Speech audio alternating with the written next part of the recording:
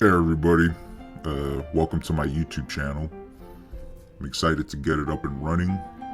I've been wanting to do this for a while for, just the shits and giggles. The original plan for this channel to go through some of my favorite video games or shows or whatever, and just give some half-assed bird brain explanation of what the plot is, and usually like my crappy take on it.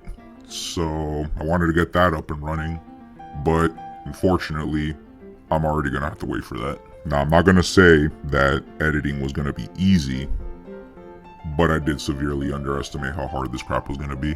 I'm using a program called DaVinci Resolve, and to put it lightly, this shit looks like the cockpit of a goddamn airplane.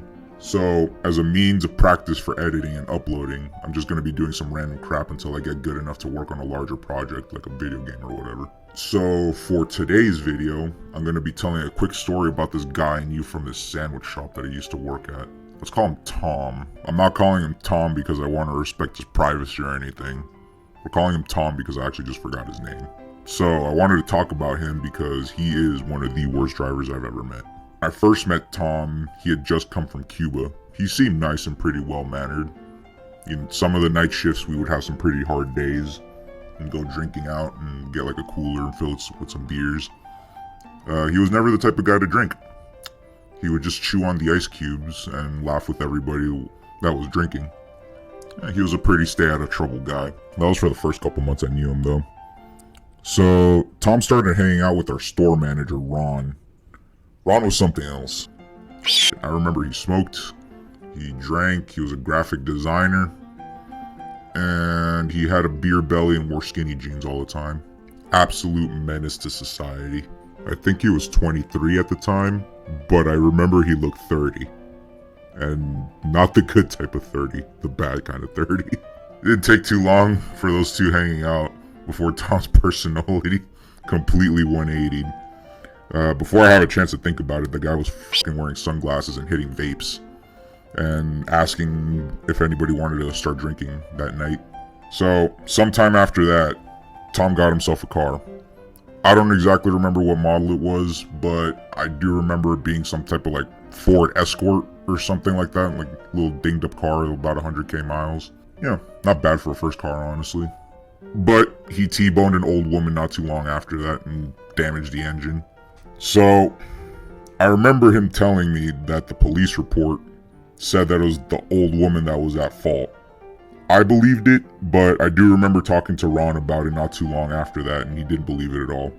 He thought that Tom somehow convinced the cop and the old woman that it was the old woman's fault. I didn't think too much about it, I just let it go. Not too long after that, Tom pulled up in a tuned-up Audi. It was a little jacked up, but it was still an Audi. Nah, to add some context of why that's crazy, this was around 2014. I know I was making around $9.50 an hour, so, I might be a bird, but the math ain't adding up to me. I don't know how he got that money for that car. Anyways, I want to say it took him about a month before he lost the front bumper to a rock that he claims that he didn't see. At this point, I've already established that Tom just straight up sucks at driving. So this was just another tally to his dog driving record. A couple months later, Audi gets totaled. Tom's back to having no car. I was talking to Ron about it one day, and he said that Tom had told him he was driving at night and hit this giant rock and totaled the engine.